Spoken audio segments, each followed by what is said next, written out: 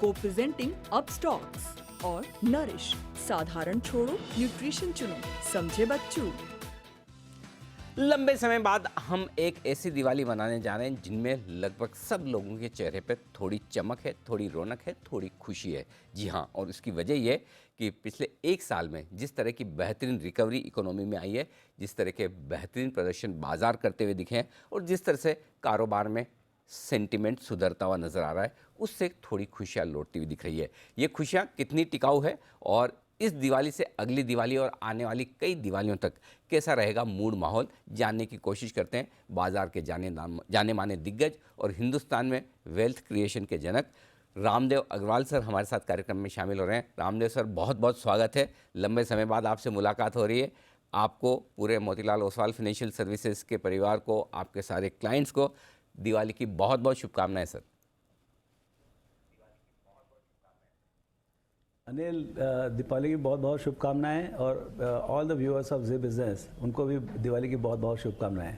आप वैसे तो हमेशा शाइन करते हैं, चमकते हुए दिखते हैं, खुश भी रहते हैं, बाजार ऊपर हो या नीचे, और आप कई बार कहते हैं भी मैं तो देखता भी नहीं कि सेंसेक्स और निफ्टी कहाँ है, लेकिन आज विशेष चमक दिख रही है सर। पिछले एक साल पहले दिवाली पर शायद ऐसा मूड माहौल नहीं रहा होगा जैसा आज हमें, काफ़ी बदलाव है, राइट सर?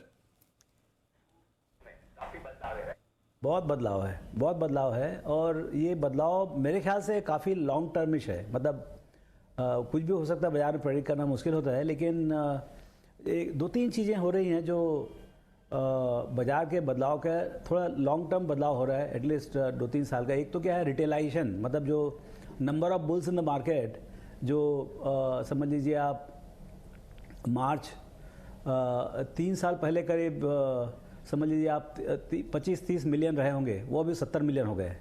हर महीने 30 लाख लोग आ रहे हैं बाज़ार में, हर रोज़ करीब 1 लाख नए कस्टमर्स आ रहे हैं। सो ये जो बदलाव है आपके पास, सो ये बहुत बड़ा बदलाव है और इससे पार्टिसिपेशन डीप होगा और मतलब एक स्ट्रक्चर मार्केट का बहुत बदल जाएगा। जो आईपीओ मार्केट्स और जो 2-3 महीने के लिए खुलते थे, वो मुझे लगता है कि अभी काफ़ी लंबे समय के लिए खुला रहेगा और इससे बहुत स्ट्रक्चरल बदलाव आएगा इंडस्ट्री में, क्योंकि आपका इक्विटी एलोकेशन जो है सबके पोर्टफोलियो में, वो बदल जाएगा। जैसे पहले 5% होता था, यदि 6-7% भी हो गया पूरे सेविंग्स का, तो वो एक बहुत बड़ा बहुत बड़ा पॉजिटिव डेवलपमेंट है बाज़ार में। दूसरा ये कि कॉर्पोरेट्स को जब वैल्यूएशन मिल रहा है, चाहे वो स्टार्टअप स्टेज में हो, चाहे मिड स्टेज में हो, चाहे आईपीओ स्टेज पे हो और या फिर वर्किंग स्टेज पे हो, तो उनको जो अर्निंग से जो एक किक मिल रहा है in terms of P multiple, तो कोई भी कॉर्पोरेट का compliance has significantly gone up, particularly unlisted corporates जो जिनका कंप्लायंस वाज लिटिल लोअर और स्लैक, उनका कंप्लायंस बहुत टाइट हो गया है। तो अभी आज के दिन में ऐसा लगता है मुझे कि कॉर्पोरेट अर्निंग्स का जो ये है बिहेवियर है, वो भी बहुत बदलेगा, काफ़ी ज़्यादा कंप्लायंट रहेगा और उससे सपोर्ट काफ़ी अच्छा मिलेगा। तीसरा ये है कि आपका फिक्स्ड इनकम पूरा कोलैप्स हो गया है।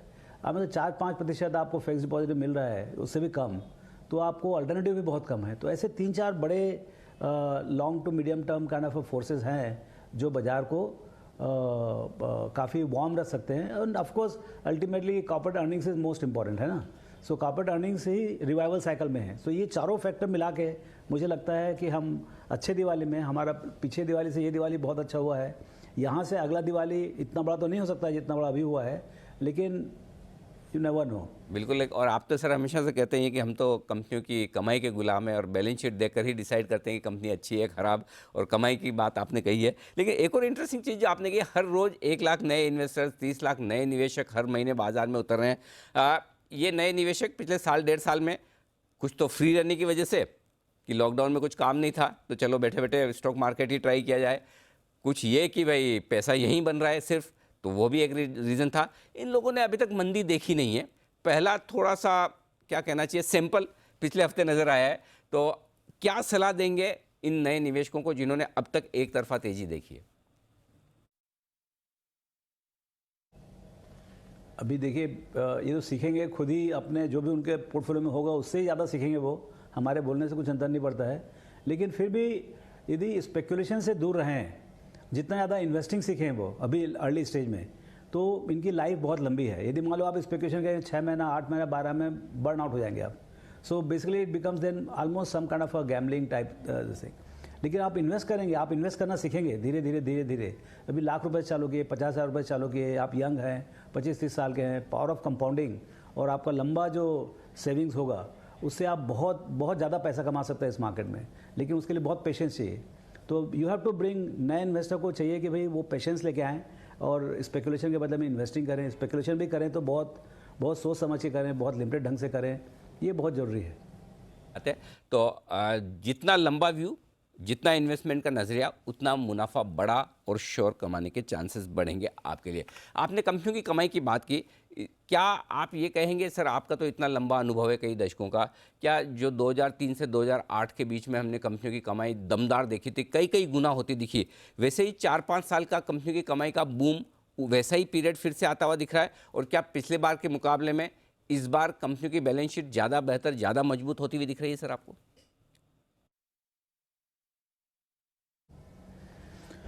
भाई देखिए, 2003 से 2008 में तो 2-3 साल तक मालूम ही नहीं पड़ा। पहले फर्स्ट 2 साल तो मतलब कुछ मालूम ही नहीं पड़ा कि इतना बड़ा बोल रहे हैं। फिर उसके बाद समझ में आया कि ये सस्टेन्ड है। And then commodity and real estate and infrastructure सब एक के ऊपर एक चढ़ते गए।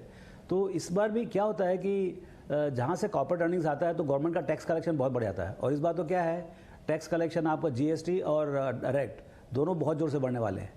अच्छा, उसके ऊपर से क्या है, आपको फिस्कल डेफिसिट भी 6-6.5% की बात करें तो गवर्नमेंट के जेब में बहुत पैसा आने वाला है। तो गवर्नमेंट बहुत ज़्यादा स्पेंड करेगी, उसमें कोई डाउट नहीं है।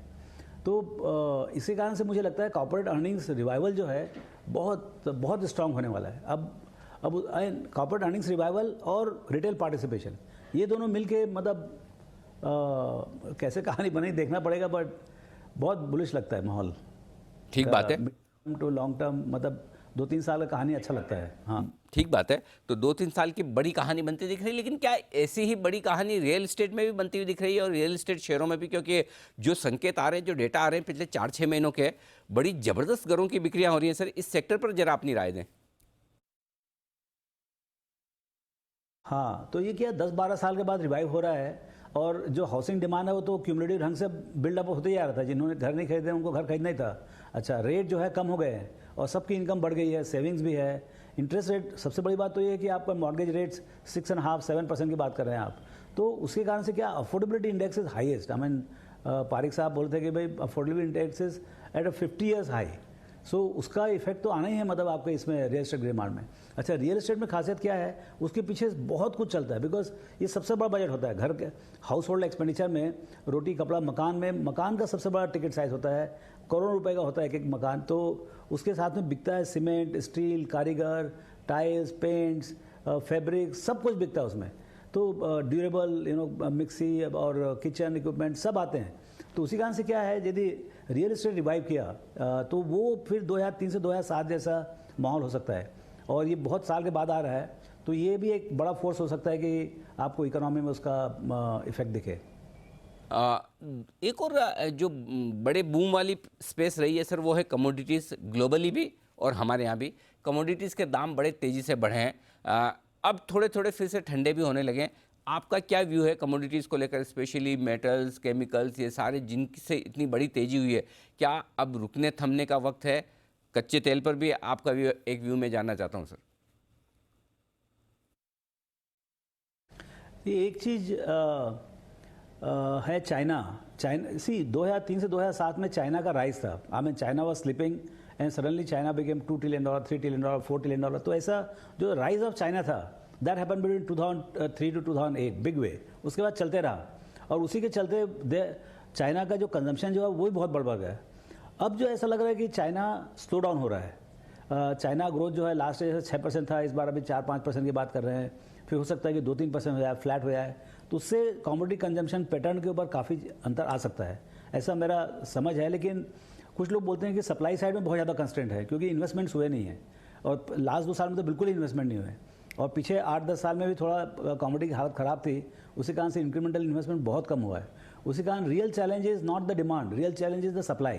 तो उसके चलते हो सकता है कि ये पूरा दशक मतलब अगले 8-10 साल शायद हो सकता है कि कमोडिटी प्राइसेस सिग्निफिकेंटली हायर हो कंपेयर टू लास्ट डिकेड। तो कमोडिटी प्राइसेस में उतार चढ़ाव के बीच मजबूती रहने की संभावनाएं पूरी है। लेकिन मजबूती एक और जगह खास तौर से दिख रही, वो है नए ज़माने के बिजनेस जो आजकल हम कहते हैं डिजिटाइजेशन की वजह से, या फिर एकदम वो स्टार्टअप से यूनिकॉर्न्स और उसके बाद लिस्टिंग वाले आइडियाज़। आप वैसे डाई हार्ड फैन रहे हैं डिविडेंड देने वाले स्टॉक्स के, डिविडेंड यील्ड आप हमेशा देखते हैं, कहाँ एक तरफ डिविडेंड यील्ड वाले स्टॉक और कहाँ लॉस मेकिंग कंपनियाँ, लेकिन उनमें भी इन्वेस्टर्स बड़ा इंटरेस्ट दिखा रहे हैं। आप सोच रहे हैं, देख रहे हैं इस तरह की थीम्स के बारे में, क्या विचार है सर आपके? सीखना पड़ेगा अनिल। ये जो सेगमेंट जो है ना, जो एसेट लाइट लेकिन हाइपर ग्रोथ कंपनीज हैं, डिजिटल कंपनीज, ये इनका सीखना पड़ेगा because this are new business models. और ये जो है ना, दे आर ये जो ट्रेडिशनल बिजनेसेस हैं या जो भी नॉन बिजनेस हैं, उसमें ये लोग सॉफ्टवेयर और डिजिटल जो रीच है इंटरनेट का, वो कंबाइन करके जो बिज़नेस कर रहे हैं, उसी कारण से इसमें क्या है, स्केलेबिलिटी बहुत ज़्यादा है और बहुत रैपिड स्केलेबिलिटी है।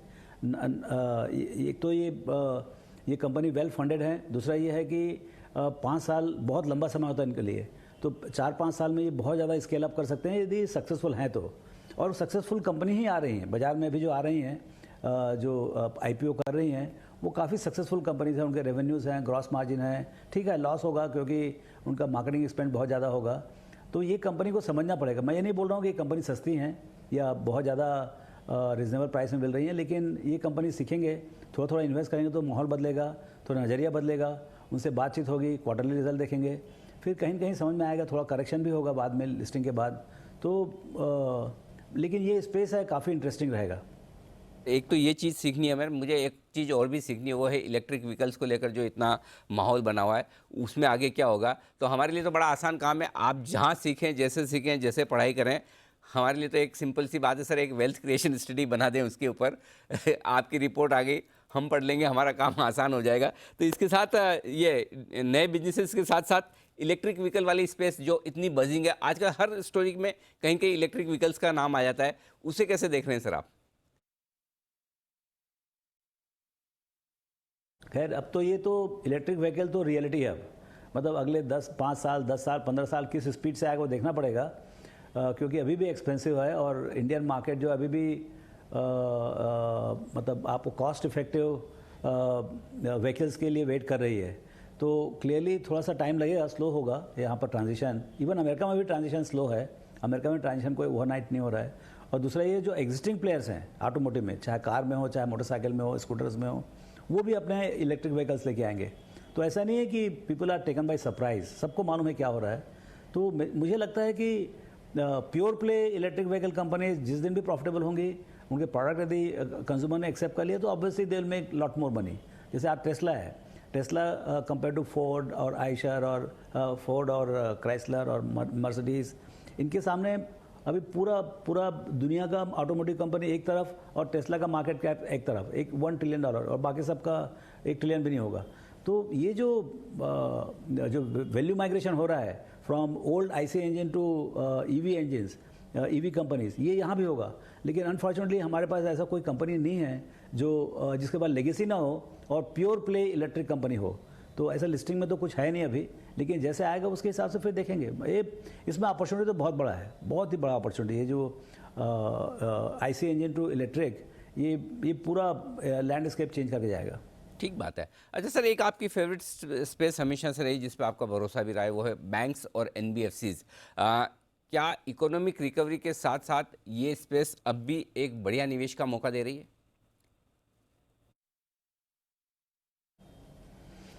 हाँ, एक्चुअली सबसे बड़ी कहानी तो वही है कि भाई आपका फाइनेंशियल सेक्टर में टर्न अराउंड है कि नहीं, because that is the heart of the economy. अब वहाँ पर क्या हुआ कि ऑलरेडी थोड़ा इकोनॉमी स्लो डाउन हो रहा था, थोड़ा सा NPA बढ़ रहा था, उसके ऊपर से कोविड आ गया तो पूरा ही किचन सिंक हो गया पूरा का पूरा। तो उन्होंने बहुत प्रोवाइड किया और गवर्नमेंट ने भी बहुत सपोर्ट किया, RBI ने बहुत सपोर्ट किया और इतना ज़्यादा लिक्विडिटी है कि लाइबिलिटी सपोर्ट इतना बढ़िया है अभी सिस्टम में, तो सबका क्लीन अप हो गया और liability is at the lowest price. So now जब इकोनॉमी टेक ऑफ होगा तो आपका एक तो क्रेडिट ग्रोथ आएगा, फिर क्रेडिट कॉस्ट जो है, बैड डेट्स और साइकिल जो वो रिवर्स होगा। सो ये दोनों के चलते मुझे लगता है कि ऑपरेटिंग मार्जिन काफ़ी एक्सपैंड होंगे और अगले 4, 6, 8 क्वार्टर तक, 10 क्वार्टर तक मुझे लगता है कि banks and NBFCs housing finance company, सब बहुत अच्छा करेंगे। अब वो डिपेंड करता है किसके में कितना दम है। और तो इसमें क्या, पब्लिक प्राइवेट सब अच्छे करेंगे, एक राउंड तो सब अच्छे करेंगे। फिर उसके बाद 2-3 साल के बाद देखेंगे कि भाई क्या क्या बदलाव आया है, कितना प्राइवेटाइजेशन हुआ है, कौन से मैनेजमेंट कितना डिलीवर कर सके हैं। बट मेरे लगता है ये I think next 8 quarters will be golden period for financial sector. Okay, तो फाइनेंशियल सेक्टर में बिल्कुल जो आपके भी वो सारे कारोबार आ जाते हैं, चाहे वो ब्रोकिंग से रिलेटेड हो, म्यूचुअल फंड हो, हाउसिंग फाइनेंस, इंश्योरेंस, ये सब के सब बहुत ही बेहतरीन रहने वाले। सर एक और स्पेस है जिस पर शायद अगले 2-3 महीनों में बड़ा इंटरेस्ट बनता हुआ दिखे बाजार का, वो है सरकारी कंपनियां। डाइवेस्टमेंट प्लान सरकार के शायद तेज़ी से पकड़ते हुए नजर आए। डाइवेस्टमेंट को लेकर और साथ ही साथ सरकारी कंपनियों को लेकर आपका क्या व्यू है सर?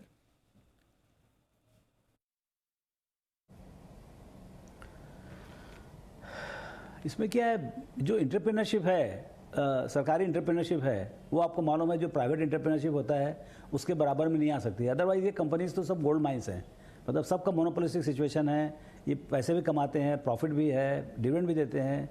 लेकिन एक जो अस्थिरता होती है पॉलिसीज़ में या मैनेजमेंट में या सो वो उसके चलते जो है इनके मल्टीपल्स बहुत कम रहते हैं। लेकिन जैसे जैसे प्राइवेटाइज होते आएगा तो जो नई प्राइवेटाइज हुए हैं और जिनको प्राइवेटाइज होना है उनकी भी कीमत बढ़ेगी। तो क्लियरली जैसे भी इसमें मोमेंटम आएगा डाइवेस्टमेंट में, जैसे आप एयर इंडिया एकदम डिटरमिनेट होकर गवर्नमेंट ने भेज दिया, ऐसे ही जो उनके जो भी जो 2-4 बैंक, इंश्योरेंस कंपनीज एकदम रैपिडली यदि करते जाएंगे, मतलब हर क्वार्टर में एक ऐसा एक धीरे धीरे मशीन बना के यदि करते रहे वो, तो ऑब्वियसली यहाँ से तो नीचे क्या जाएगा, यहाँ से तो जितना पेसिमिज्म है वो है प्राइस में, यहाँ से मतलब जो यदि कॉर्पोरेट प्रॉफिट्स आएंगे उनके, वो तो आएंगे कॉर्पोरेट प्रॉफिट्स, इकोनॉमी अच्छा करेगा तो सब कंपनी अच्छी करेंगे। तो पी मल्टीपल इसे तो जा नहीं सकता नीचे। तो मेरे को लगता है कि it is a very fair bet to have PSU companies in the portfolio. ये इंटरेस्टिंग बात बताई। चलिए PSU कंपनी आप पोर्टफोलियो में रख भी सकते हैं, लेकिन अब सब अच्छी बात की है सर हमने। 1-2 रिस्क फैक्टर भी आपसे समझना जरूरी है कि कितने खतरे हैं बाजार में। पहला अमेरिका से जो डर है कि भाई अब टैपरिंग शुरू हो जाएगी, ब्याज दरें कभी भी बढ़ सकती है, क्या ये मूड माहौल ख़राब कर सकता है उनका भी और हमारा भी? हाँ देखिए, ये क्या है, रिस्क तो वही है अनिल जो अपने नहीं मालूम है ना। नॉन फैक्टर्स तो फिर भी हम प्राइस कर लेंगे, मतलब बाजार में है वो प्राइस में। जैसे आप टैपरिंग की बात कर रहे हैं या इन्फ्लेशन की बात कर रहे हैं, चाइना स्लोडाउन की बात कर रहे हैं, ये सब चीज़ें हम पढ़े हुए हैं, सबने पढ़ा हुआ है। तो बाजार का प्राइस में है, मोर और लेस है। उसमें यदि मान लो बहुत ज़्यादा बदलाव आ गया तो क्लियरली मार्केट विल करेक्ट। लेकिन कई चीज़ें ऐसी होती हैं जो बिल्कुल मालूम ही नहीं, मतलब यानी जैसे कोविड के बारे में कुछ मालूम नहीं था 2 साल पहले, 1.5 साल पहले, and suddenly the whole world, पूरा विश्व जो है, विश्वव्यापी हेल्थ प्रॉब्लम आ गया। तो ऐसे जो इस टाइप का रिस्क तो नहीं मालूम क्या होगा। लेकिन जैसे इन्फ्लेशन का प्रॉब्लम है, जो डिनाइल है अभी तक, जो जितना इन्फ्लेशन हो गया है और डिनाइल है, मुझे लगता है कि वो इन्फ्लेशन शायद बड़ा प्रॉब्लम हो जाए और उसके चलते यूएस में इंटरेस्ट रेट्स जैसे जैसे टेपरिंग होगा ऐसे ऐसे बॉन्ड का डिमांड, बॉन्ड का यील्ड बढ़ सकता है। और यील्ड बढ़ने से फिर जो पूरा जो तमाशा हो रहा है high P multiple for the equities, तो एक तो आपका कैपिटल यूज़र और कैपिटल द सेवर का तो पूरा का पूरा खत्म हो गया है। मतलब सेविंग्स करके आपको वेस्टर्न इकोनॉमी में कुछ बनता ही नहीं, मतलब जीरो इंटरेस्ट रेट है। In fact some places you have to pay money to keep the money in banks. तो वो एक माहौल बदलना चाहिए, वो बहुत अननेचुरल है, वो बदलेगा पक्का। और ये जब बदलाव आएगा, जब इंटरेस्ट रेट्स बढ़ेंगे, इन्फ्लेशन आएगा, तो मेरे ख्याल से जो अभी का जो डिस्काउंटिंग है, जो लिबरल डिस्काउंटिंग है इक्विटी साइड में, वो थोड़ा स्ट्रेस में आ सकता है। लेकिन क्या है, आपका वहाँ पर क्या है, कॉर्पोरेट प्रॉफिट भी पिक आउट हो गया है, corporate profit to GDP peak out हो गया है और वैल्यूएशन भी पिक आउट हो गया है। इंडिया में क्या है, कॉर्पोरेट प्रॉफिट टू GDP अभी रिवाइवल हो ही रहा है। तो हो सकता है ये बदलाव में आपका कॉर्पोरेट प्रॉफिट स्ट्रांग रहा तो यहाँ का पी मल्टीपल यहीं रहे, तो आपको जो अर्निंग्स ग्रोथ है वो पूरा मिल जाए। तो ऐसा मतलब कैसे माहौल बनेगा मालूम नहीं, लेकिन क्लियरली ये जो इन्फ्लेशन का जो रिस्क है वो बहुत बड़ा रिस्क है। और मेरे ख्याल से दूसरा रिस्क है what China does, what happens in China, वो भी एक दूसरा ब्लैक बॉक्स है। तो चाइना और इन्फ्लेशन यानी कि बढ़ते हुए कमोडिटी के दाम या फिर बढ़ती हुई ब्याज दरों के रिस्क। लेकिन एक और चीज़ जो सर आपके अनुभव से जानना चाहता हूँ, इतने दशकों का आपका अनुभव है, क्या इस मार्केट में कहीं कोई ऐसे यूफोरिया बनने के संकेत हैं या फिर अभी हम उनसे बहुत दूर हैं, उस लिहाज से डरने की जरूरत नहीं?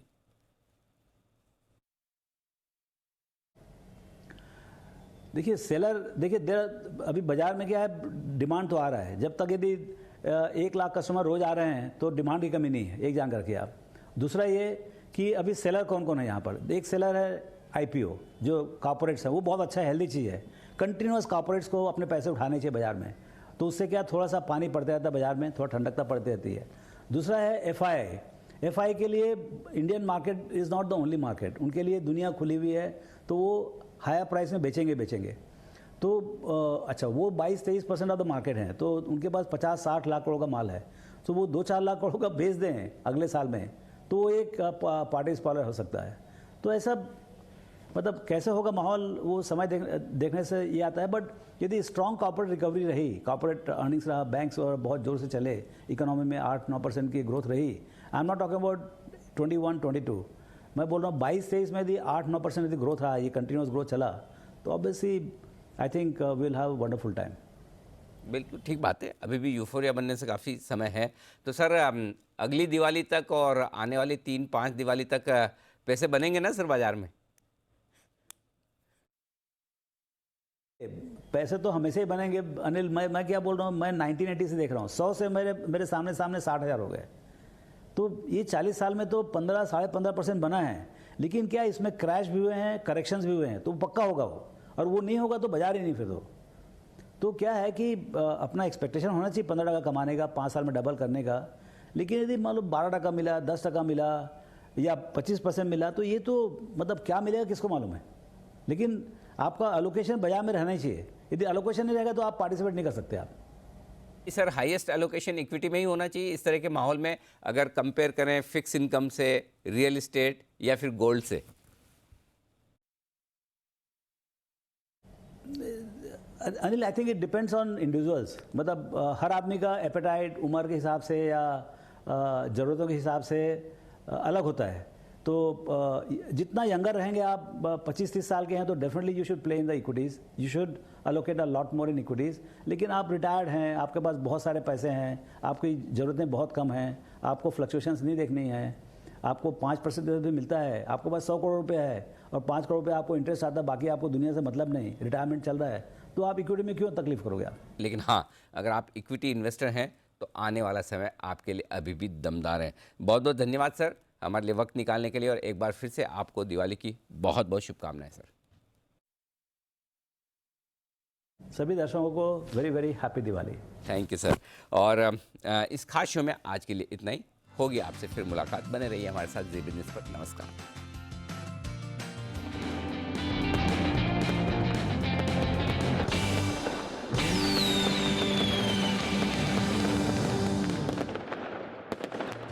को प्रेजेंटिंग अपस्टॉक्स और नरिश, साधारण छोड़ो न्यूट्रिशन चुनो, समझे बच्चों।